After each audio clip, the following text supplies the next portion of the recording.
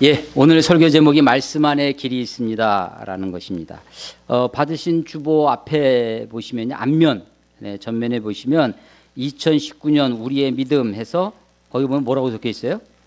말씀 안에 길이 있습니다. 예, 올 한 해 이런 믿음으로 우리가 살았으면 좋겠다는 마음으로 올해 우리가 보통 표라고도 하고 작년에는 2018 우리의 기도라고 했는데 오늘은 올해는 2019 우리의 믿음 말씀 안에 길이 있습니다. 예, 우리 한번 눈을 한번 감아 보실래요? 그리고 손을 한번 가슴에 대시고 이렇게 자기에게 다짐하듯이 한번 했으면 좋겠습니다. 말씀 안에 길이 있습니다. 한 번 더 하겠습니다. 말씀 안에 길이 있습니다. 예, 이렇게 믿으십니까? 예. 어제 어떤 식사를 하는데 어떤 형제가 그래요. 이게 식사 양이 많으니까 앞에 있는 그 자매한테 나 먹을 수 있다라고 쇠뇌하고 먹으라고 다 먹을 수 있다는 거예요. 남김없이 먹을 수 있다고. 아무리 해도 좀 남기던데. 예, 말씀 안에 길이 있다. 말씀 안에 길이 있습니다. 성경이 66권인데요. 66권을 가운데 요즘은 이제 찬송가가 뒤에 붙어 있어가지고 이렇게 좀 다르지만 성경을 가운데로 양으로 딱 가서 제일 가운데 있는 성경이 시편 몇 편이겠어요? 아, 예, 눈치로 예, 가운데 딱 피면 있는 성경이 118편입니다. 118편이 가운데 있어서 119편부터 또 새롭게 성경에서 제일 긴 장은 예, 119편입니다. 성경 퀴즈대회 하면 많이 나오는 문제 중에 하나죠. 몇 절까지 있겠어요? 119편이 예, 176. 예. 176. 우리는 뭐 아무 생각 없이 그냥 176 하는 것 같지만 사실은 굉장히 정교한 시입니다. 답관체라고 있어요. 문학적으로 이런 겁니다. 예, 영어 알파벳식으로 설명을 드리면 A, B, C, D 이렇게 알파벳이 내려가잖아요. A로 시작하는 첫 줄은 A로 시작합니다. 두 번째 줄은 B로 시작합니다. 세 번째 줄은 C로 시작하고 D, 우리도 뭐 사행시, 뭐 삼행시, 지금 포도나무 포 하면 도 하면 이렇게 하잖아요. 그런 식으로 A, B, C, D의 순서에 맞춰서 글을 쓰는 것을 답관체, 아크로틱이라고 하는데 이게 왜 답관체냐? 우리는요, 제가 이제 어디 가서 이걸 설명을 했더니 거기에 이제 장로님 한 분 들으셨어요.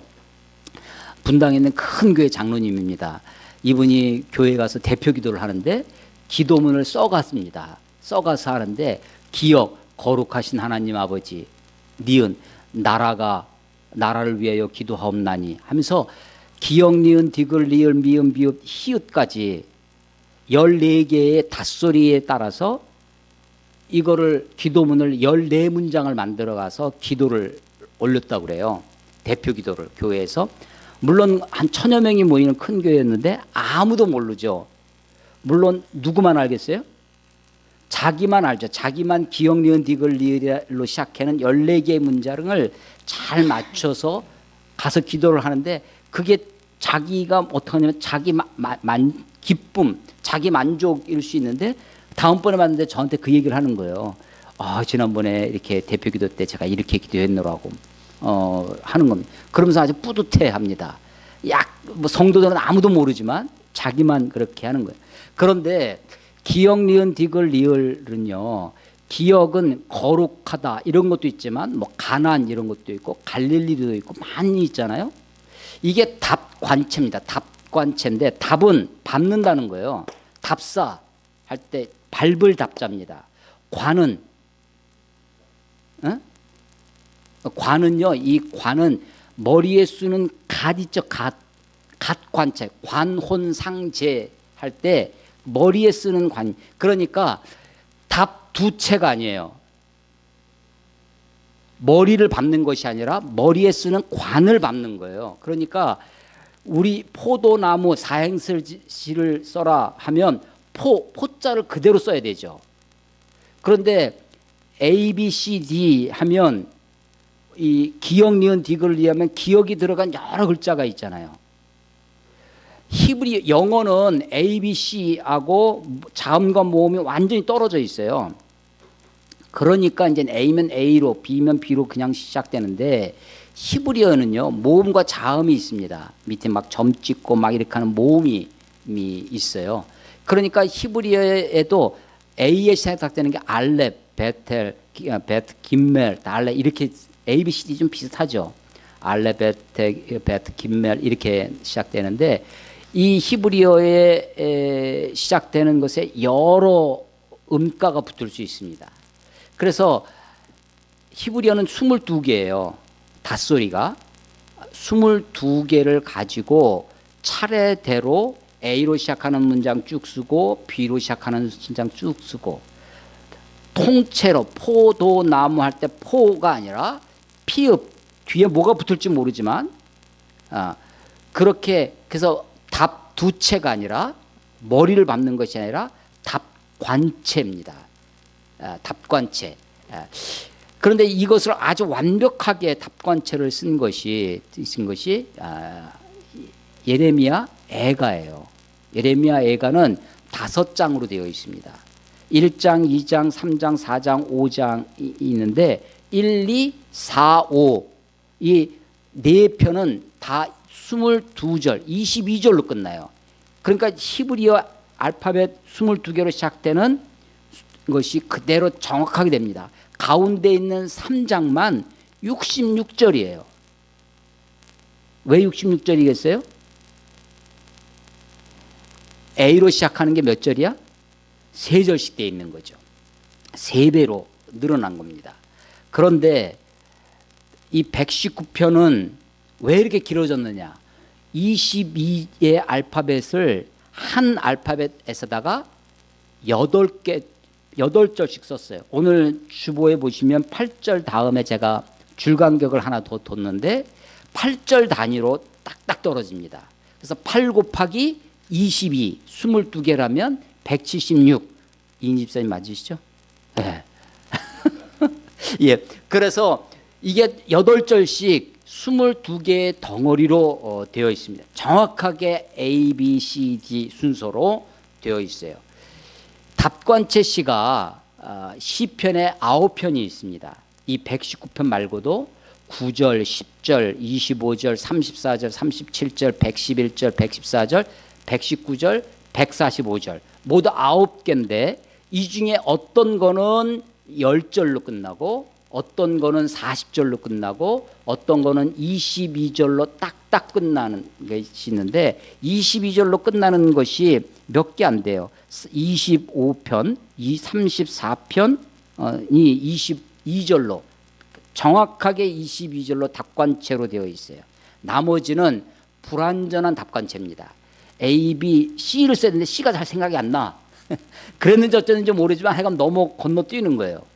축약을 해가지고 10절로 써서 그래도 이거 답관체의 흐름을 가지고 있구나 해서 9개의 시편이 답관체로 되어 있습니다. 그중에 119편은 정확하게 22개를 8절씩 되어 있습니다. 거기다가 이 119편은 율법의 찬미, 율법 찬가, 율법의 시예요. 하나님의 말씀 자체를 노래하는 시입니다. 하나님의 말씀을 표현하는 단어가 8가지가 있어요. 보세요. 1절 봐보세요. 여호와의 율법이 하나님의 말씀이라는 거죠. 2절에 여호와의 증거, 3절 여호와 주의 도, 4절 주의 법도, 6절 주의 모든 계명, 7절 주의 의로운 판단 미슈파트라고 하는 판단이에요. 그래서 8절 주의 율례, 하나님의 말씀을 표현하는 8개의 히브리 단어가 각 절마다 하나씩 들어가 있습니다. 그러니까 176절 모두가 하나님의 말씀을 뜻하는, 하나님의 말씀을 비유하는, 하나님의 말씀을 의미하는 것이 각 절마다 들어가 있어요. 각 절마다 들어가 있고 8개의 절이 전부 다 A 영어식으로 표현하면 그렇게 시작합니다. 다음 7절, 9절부터 16절까지 8개가 다시 BBB로 시작을 해요. 그래서 시편 가운데 가장 정교한 답관체로 손꼽히는 것이 이 시편 119편입니다. 이게 전부 다 176편이 다 하나님의 말씀을 노래하고 있는 것입니다. 하나님의 율법, 하나님의 진리, 하나님의 증거, 하나님의 도, 주의 판단, 주의 율례라고 표현되어 있는 것이 매 절마다 그 단어를 하나씩 집어넣으면서 A, B, C 순서에 따라서 8개씩 그렇게 쓰고 있습니다. 왜 8개일까? 아까 에레미야 애가 제3장은 답관체 22절을 3절씩 해가지고 66절이 되었다. 3개씩 쓰는 거는 뭔가 느낌이 오잖아요. 셋이라고 하는 숫자가 가지고 오는 의미가 있습니다. 근데 왜 8개인가? 여러분 파라문 생각나시는 게 여러분 뭐예요? 이건 제 해석이에요. 왜 8개일까? 이제 제가 생각하는 거예요. 그러니까 목사님의 생각이구나. 뭐 그 정도로 팔자 하면 중국 사람들은 복을 생각합니다. 그래서 팔자 들어가는 걸 아주 좋아하고 한다고 하는데 성경에는요 팔자와 관계되는 게 뭐가 확 떠오르시는 거 있으세요? 팔복. 예, 그렇죠. 팔복이 있습니다. 팔복은 이게 팔복은요 도레미파솔라시 도 이걸 뭐라 그래요? 팔음계 8개의 팔음계인데 도로 시작해서 도로 끝나죠. 그래서 심령이 가난한 자는 복이 있나니 천국이 저희들 것이며 그래서 천국으로 시작해서 마지막에 나를 인해 핍박을 받는 자는 복이 있나니 천국이 저희 것이며 천국으로 시작해서 천국으로 끝나 도로부터 시작해서 도로 끝나는 것 그게 이제 팔음계죠. 팔복이 그렇습니다. 중간에 팔음계는 미파와 시도가 이게 반음이에요. 1, 2, 3, 4가 5, 6, 7, 8, 7, 8이 3, 4와 7, 8이 이게 반음입니다. 반음이에요. 팔복도 중간에 네 번째가 나를 인하여 핍박을 받고 고난을 받으면 너희에게 복이 있나니 마지막에도 똑같이 그래서 이 고난받는 것이 오히려 복이다라고 하는 걸로 마치 반음 3, 4, 7, 8 하는 것처럼 그렇게 되어 있습니다. 성경이 보면 굉장히 조직적인 면이 많이 있어요. 그런데 팔복하고도 거기도 이제 팔이 들어가지만 여러분 구약에는요 구약에 어디에 팔이 나오냐면 남자아이가 태어나면 할례를 받는데 며칠 만에 받느냐면 눈치가 있으시면 8일 만에 받는 거예요.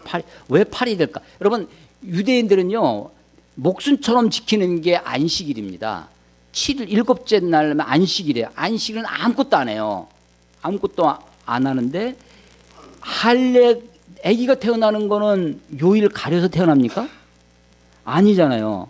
그러니까 아이는 마음대로 태어나는데 그 낳은 지 8일째 되는 날이 안식일이 될 수도 있죠.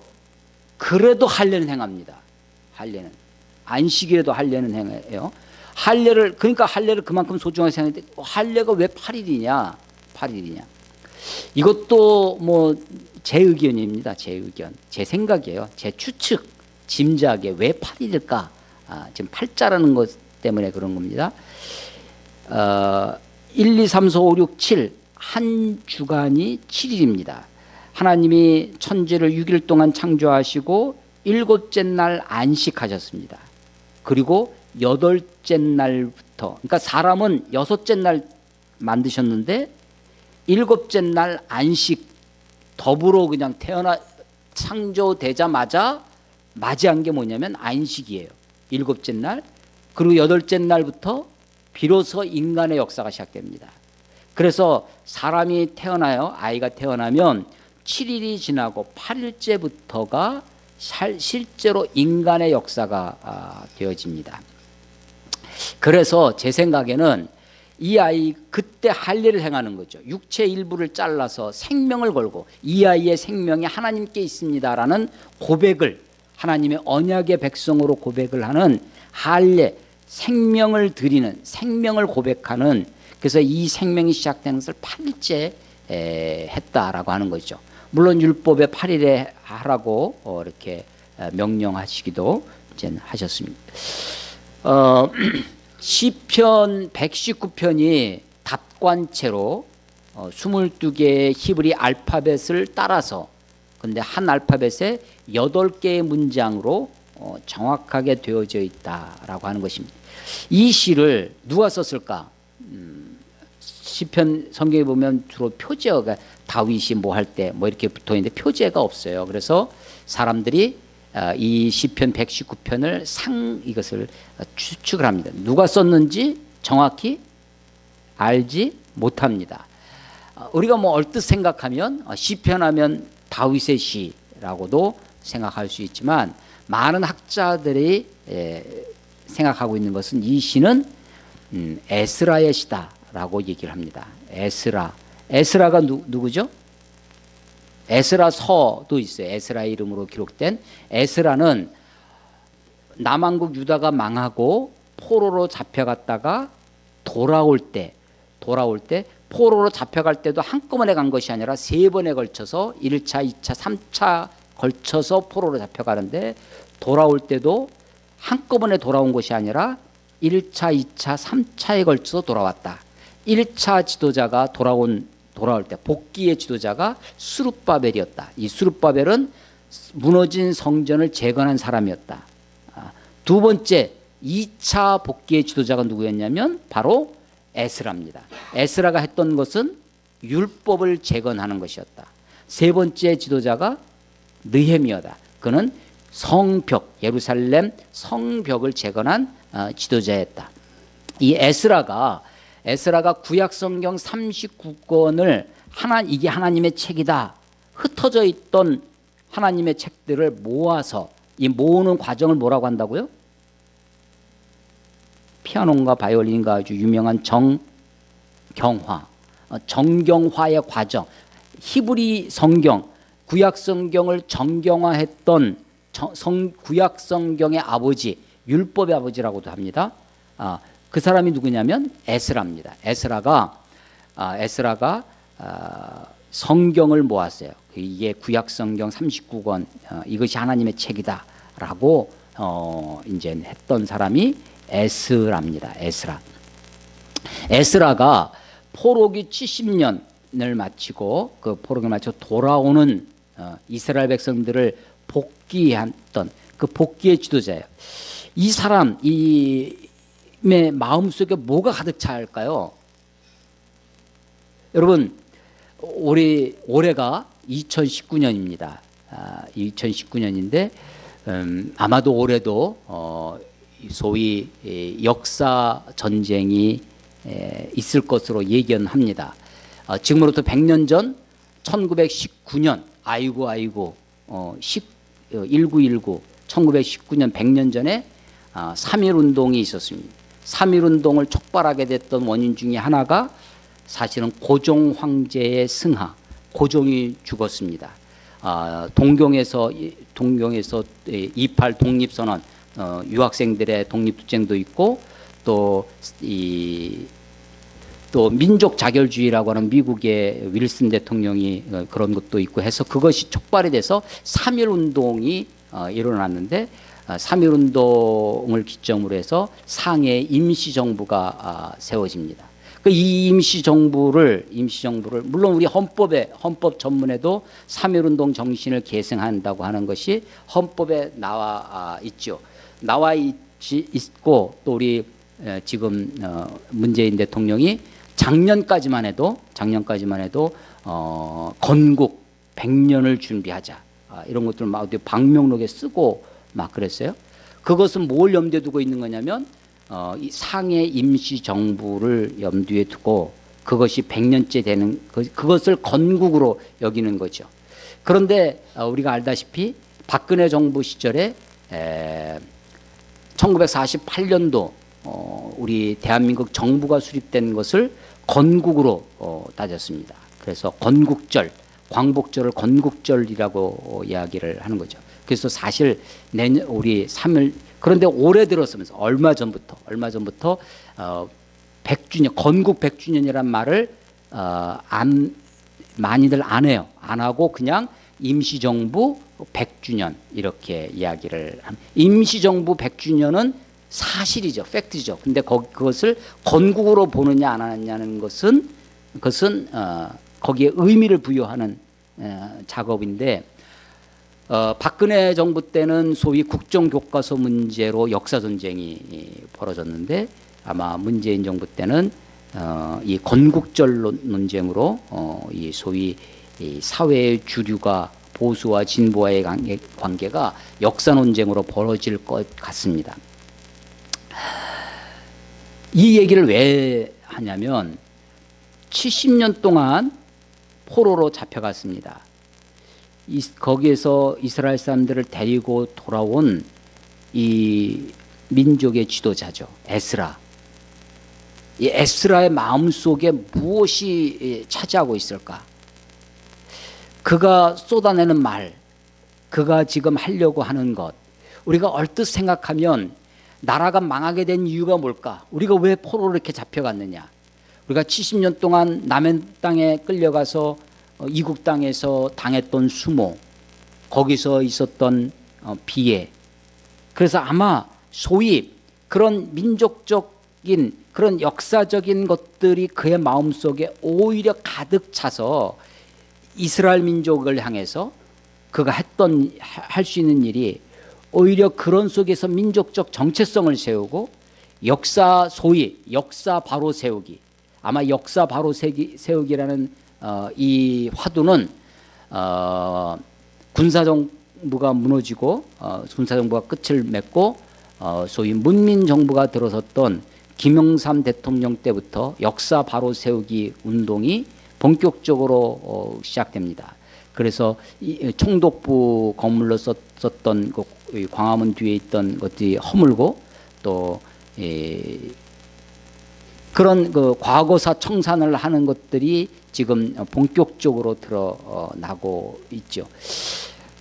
그런데 에스라가 지금 돌아와서 70년 동안 그것도 포로로 자의적으로 이민을 간 것이 아닙니다.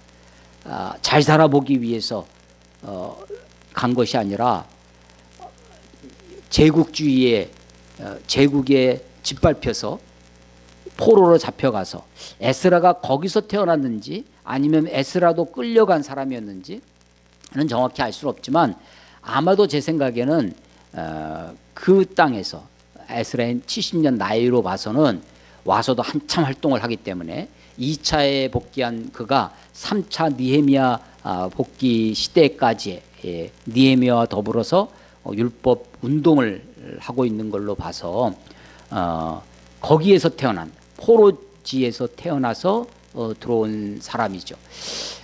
그렇게 먼 타국 땅에서 있다가 들어오면 대번에 우리가 이럴 수 있습니다. 어떤 역사 의식에 심취돼서 그 역사를 바로 세우기 위해서 민족의 어떤 아이덴티티, 민족의 정체성을 세우기에 노력한다든지, 혹은 지금 이승만 대통령도 그 이승만 대통령이 친미주의냐 반미주의냐 라 가지고도 이렇게 또 혹은 용미 미국을 이용했던 사람이냐에 대한 평가 여러 가지가 있는데, 그렇게 선진 문화 속에서 있다가 오면 그 문화를 추정하거나 그 문화 적어도 추정하진 않아도 거기서 배웠던 것들의 전파자가 되기가 쉽죠.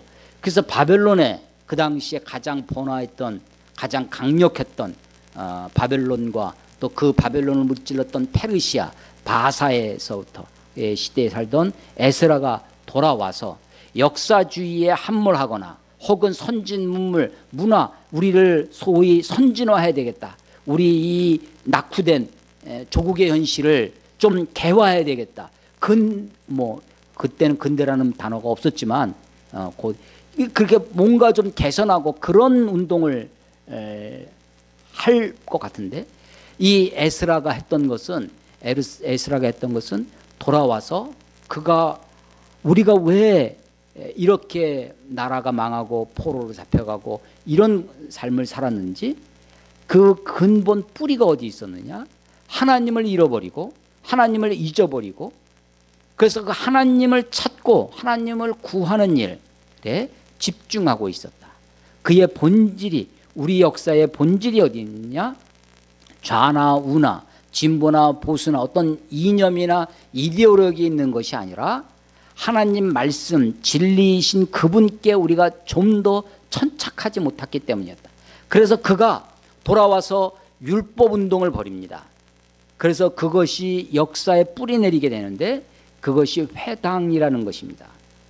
구약 시에는 회당이 없었는데 에스라 시대 이후에 회당이 생겨나서 신약 시대 예수님 시대만 해도 회당이 곳곳에 마을마다 회당을 짓습니다. 회당 모이는 집, 모일 회자 모이는 집이죠. 스나고기라고 하는 회당을 지어서 회당에서 주로 했던 것이 뭐였냐면 하나님의 말씀 율법을 가르치고 율법을 읽고 율법을 낭독하고 그래서 예수님이 시험을 받으시고 광야에서 공생애를 시작하실 때 광야에서 40일 동안 금식하시고 세 가지 시험을 받으시고 자기 고향 나사렛에서 오셔서 하셨던 첫 번째 일이 뭐냐면 안식일 날 마침 예수님이 그 동네 사람들 가운데 성인 남자들이 돌아가면서 성경을 읽었습니다. 회당장에 가져다 준 율법을 자기 차례가 되면 성경을 읽었는데 마침 예수님 차례가 돼서 성경을 나사렛 회당에서 읽는데 그 성경이 이사야 61장에 있는 메시아 예언에 관한 거죠. 가난한 자에게 억눌린 자가 포로가 자유를 얻게 되고 이런 본문을 읽습니다. 그리고 예수님이 이 말씀이 너희 귀에 응하여졌느니라 라고 하죠. 그러니까 이 나사렛 사람들이 아니 너는 목수의 아들인데 마을 사람들은 다 하니까 그러면서 예수님의 말을 하나도 귀담아 듣지 않고 오히려 예수님을 죽이려고 낭떠러지로 떠밀려고 하니까 예수님이 나사렛에서 떠나서 가버나움으로 이사를 하게 되는 거예요. 그 회당 가버나움에도 회당이 있고 나사렛에도 회당이 있고 가나에도 회당이 있고 온 마을마다 소위 새마을 운동을 하면 마을마다 새마을 회관을 짓듯이 이스라엘 사람들이 마을마다 회당을 졌습니다. 회당. 근데 회당에서 뭘 했냐면 주로 율법을 가르치고 율법을 읽고 율법을 낭독하는 일, 율법 운동을 하게 되는 거예요. 율법 운동. 그 율법 운동의 아버지가 누구라고요? 에스라입니다. 에스라가 그 모진 역사에 포로로 잡혀가서 돌아오는 이게 뭐 비행기 타고 휙 하고 휙 오는 것이 아니라 2400km를 걸어서 오는 겁니다.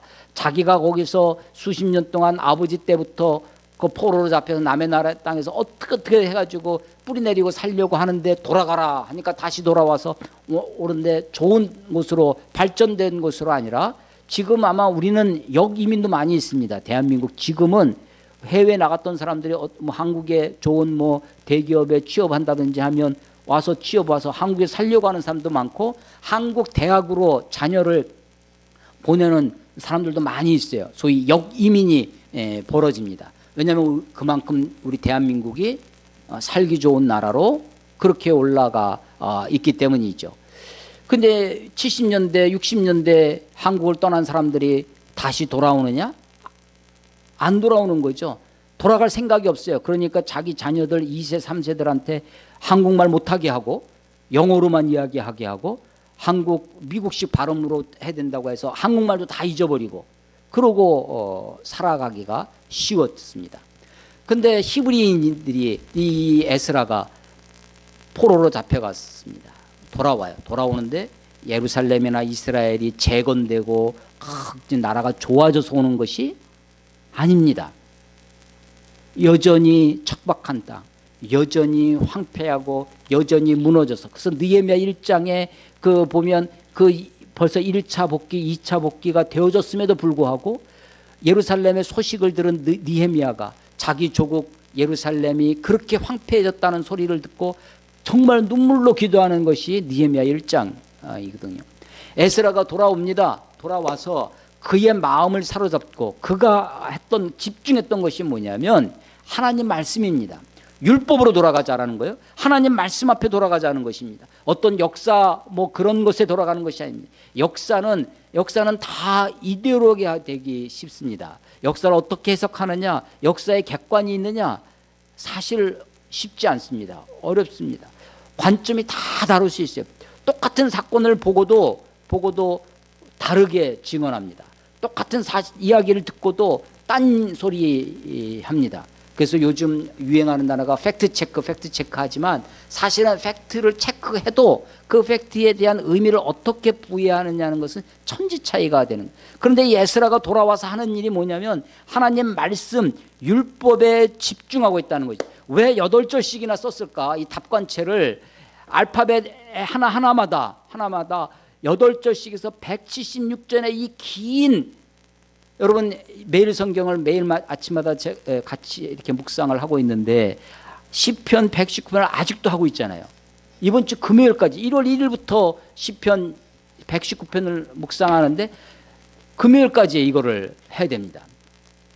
그렇게 긴, 그래서 이 매일 성경은 이 알파벳 2개씩을 묶어서 16절씩을 묵상을 하는 건데 사실은 똑같은 얘기가 반복되어집니다.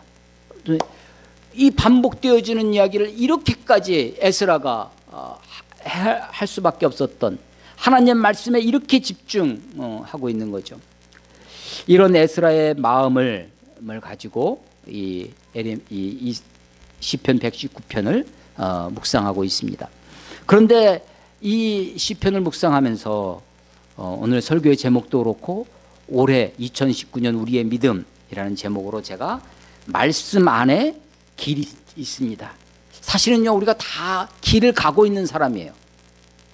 어떤 사람들은 남이 해놓은 길을 그냥 가려고 하는 사람도 있고 자기가 길을 개척하는 사람도 있고, 그러나 여하간 어떤 인생이든지 다 길을 가는 사람인데 길이 어디 있느냐?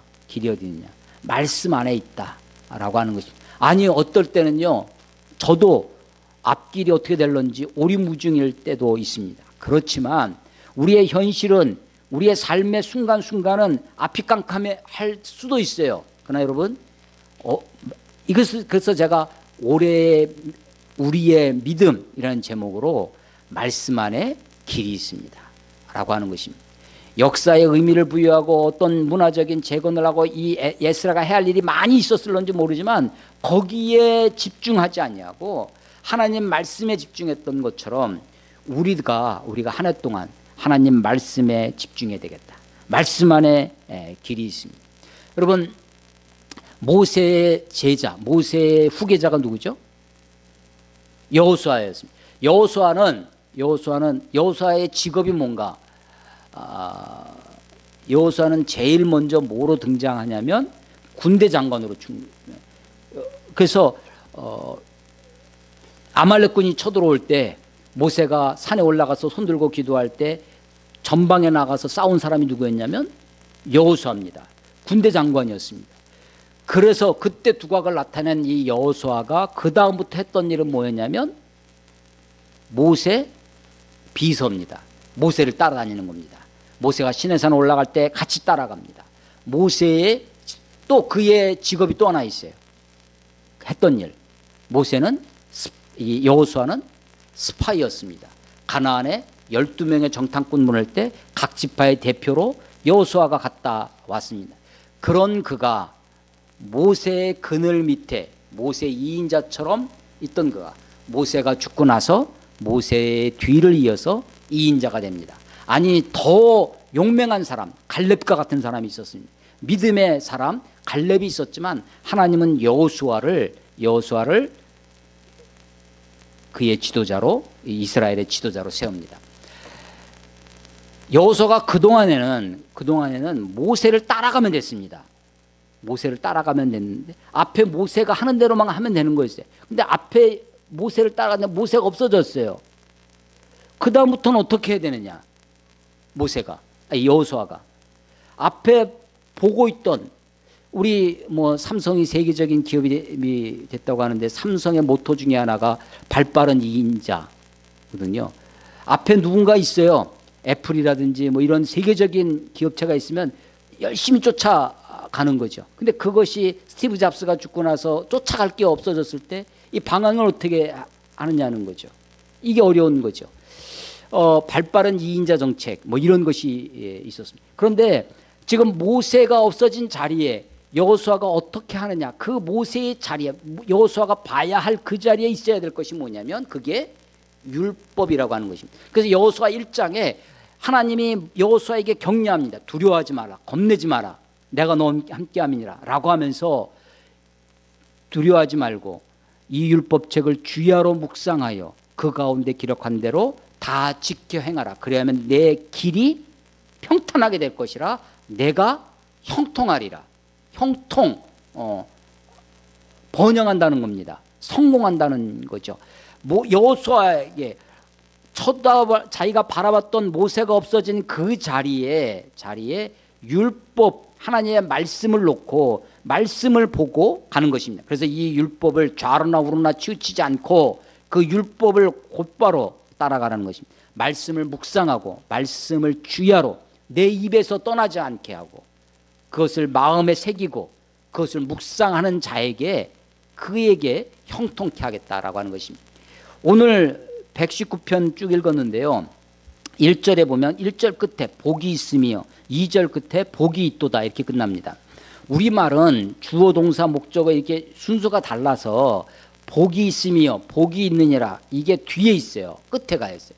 근데 영어는 이 앞에 옵니다. blessed, 복되도다. 뭐뭐 하는 자. 아까 팔복 말씀하셨는데 팔복도 똑같습니다. 심령이 가난한 자는 복이 내, 복이 뒤에 가요. 우리말은. 그런데 복되도다 심령이 가난한 자는 왜냐하면 천국이 저희 것이기 때문이다. 이게 문장 구조입니다. 여기도 마찬가지인데 복되도다 복이 있으면 이게 맨 앞에 와 있어요. 복이 아쉐르 A로 시작하죠. 알파벳 알렙으로 시작되는 겁니다. 히브리어 복되도다 뚜루루 복되도다 뚜루루 이렇게 시작됩니다. 이거와 똑같은 구조로 되어 있는 것이 시편 1편입니다. 복 있는 사람은 악인의 꾀를 쫓지 아니하고 죄인의 길에 서지 아니하고 오만한 자의 자리에 앉지 아니하고 오직 주의 율법을 즐거워하여 그것을 주야로 묵상하는 자로다. 시편 1편이 1편 1절 2절이 이 119편 1절 2절과 비슷한 구조로 되어 있습니다. 누가 복되냐? 주식 대박난 사람이 복된 것이 아니라 명예로운 자리에 오른 지위가 높아진 승진하고 출세한 사람이 복된 것이 아니라 여호와의 율법을 따라 행하는 사람, 하나님을 여호와를 전심으로 구하는 사람, 이 사람이 복된 사람이다 라고 하는 것입니다. 그래서 이 하나님의 말씀 율법에 참된 복이 있다. 여호수아에게 이 율법책을 주야로 묵상하여 그 안에 기록된 대로 다 지켜 행하라. 그러면 내 길이 평탄하게 될 것이라. 내가 형통하리라 하신 것처럼 하나님의 말씀 안에 길이 있고 하나님 말씀에 하나님의 복이 있다라고 하는 것입니다. 하루는 예수님께 어떤 여인이 나와가지고 예수님이 여러 귀신을 쫓아내고 막 이런 이적을 행한 다음에 어떤 여인이라고 되어 있어요. 누가복음 11장 27절에 보면 누군지 모르는 그 이름 없는 한 여인이 이름이 있는데 이름을 모를 뿐이에요. 어떤 여인이 예수님께 당신을 뵌 태는 그 어머니를 얘기하는 거죠.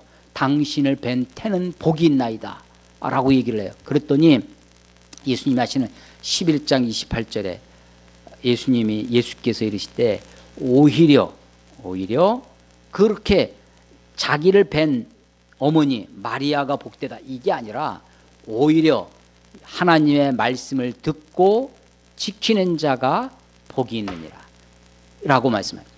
하나님의 말씀을 듣고 지키는 자가 복이 있습니다.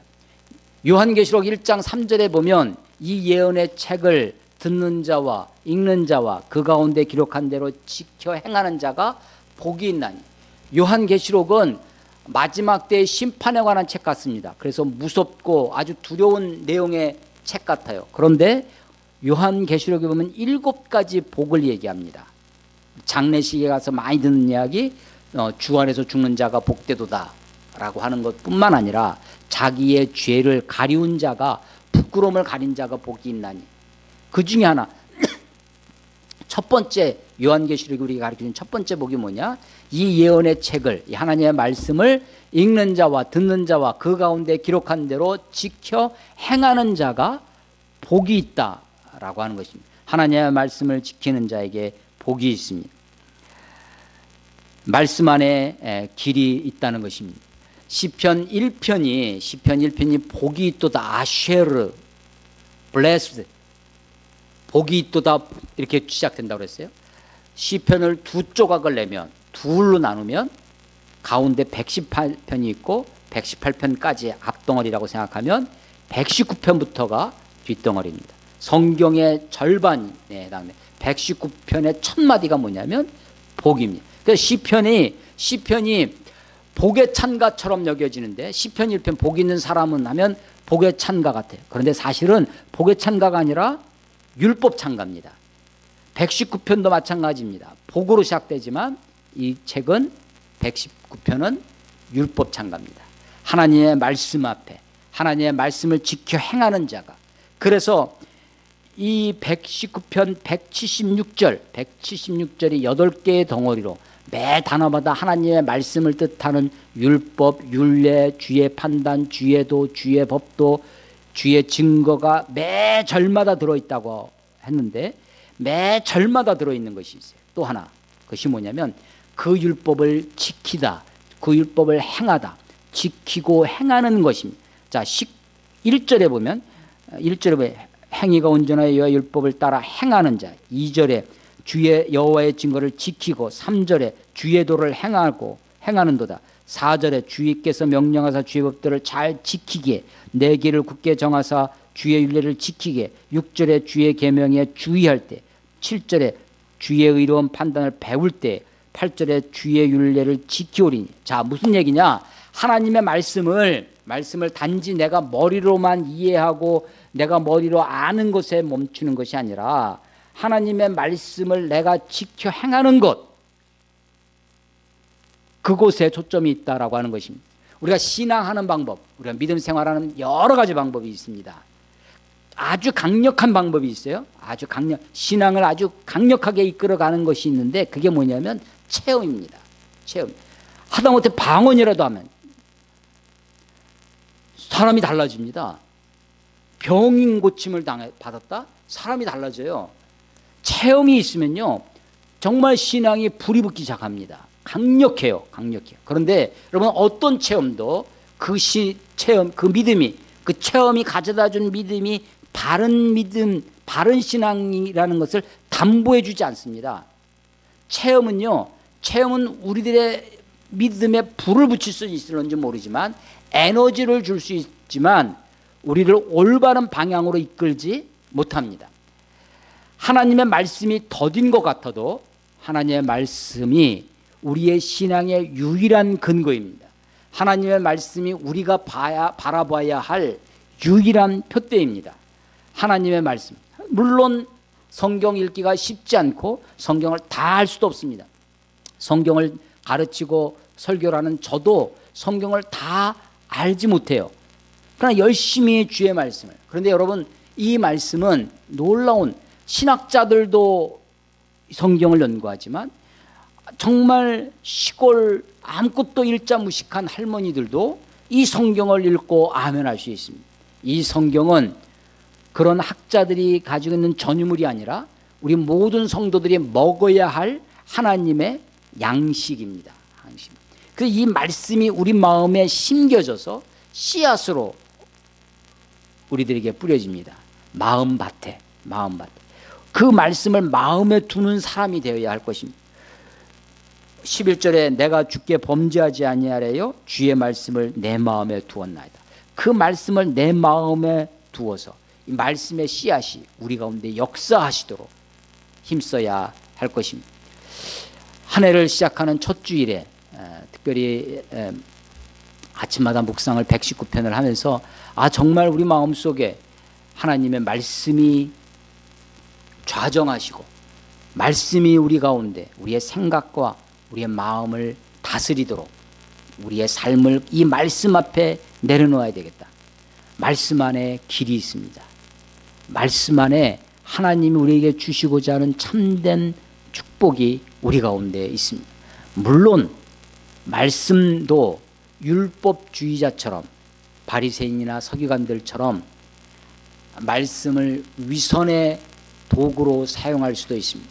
문자주의의 위험함도 이 가운데 있습니다. 그러나 그럼에도 불구하고 어떤 체험이나 다른 것이 아니라 하나님의 말씀에 집중해서 하나님의 말씀이 나를 이끄시도록 말씀 앞에 우리 자신을 놓아드리는 것이 우리 그리스도인들에게 가장 안전한 길, 가장 확실한 길이라 믿습니다.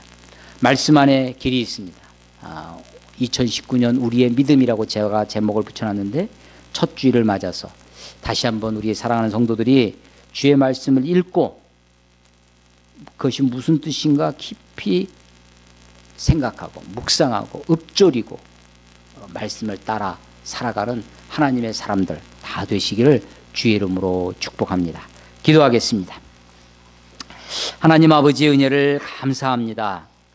52주 첫 주일을 맞이했습니다. 2019년을 바라다보며 소망하며 다시 한번 우리가 말씀 앞으로 나아오기를 소망합니다. 말씀이 가는 데까지 가게 하시고 말씀이 멈추는 데 멈추게 하시고 말씀이 좌하면 우리도 좌하고 말씀이 우하면 우리도 우하는 하나님의 말씀을 따라 사는 우리가 되도록 하나님 인도해 주시옵소서. 주님을 의지합니다. 주님을 찬양합니다. 영광받아 주시옵소서. 예수님 이름으로 감사하며 기도드렸사옵나이다. 아멘.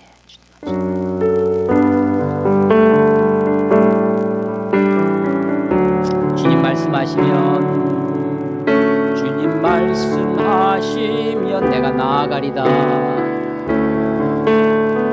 주님 뜻이 아니면 내가 멈춰서리다.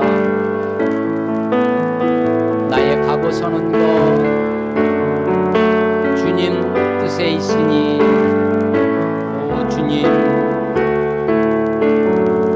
나를 이끄소서. 뜻하신 그것을 우리 다 같이 일어나서 사양하겠습니다. 하신 그곳에 나 있기 원합니다. 원합니다. 이끄시는 대로 순종하며 살리. 연약한 내 영혼 통하여 일하소서. 주님 나라와 그 뜻을 위하여 주님 나를 이끄소서. 오 주님 나를 이끄고 주님 나를 이끄소서. 오 주님 나를 이끄소서. 이제는 우리 주 예수 그리스도의 은혜와 그 아들 우리에게 값없이 보내주신 아버지 하나님의 크신 사랑하심과 우리 안에 내주하셔서 감동하시며 깨닫게 하시는 성령님의 역사가 주 앞에 나와 예배하며 다시 한번 하나님 말씀 앞에 삶을 드리기를 다짐하는 하나님의 사람들 머리 위에 이 나라와 이 민족 특별히 율전 지역 위에 지금부터 영원토록 함께 계시기를 간절히 축원하옵나이다. 아멘.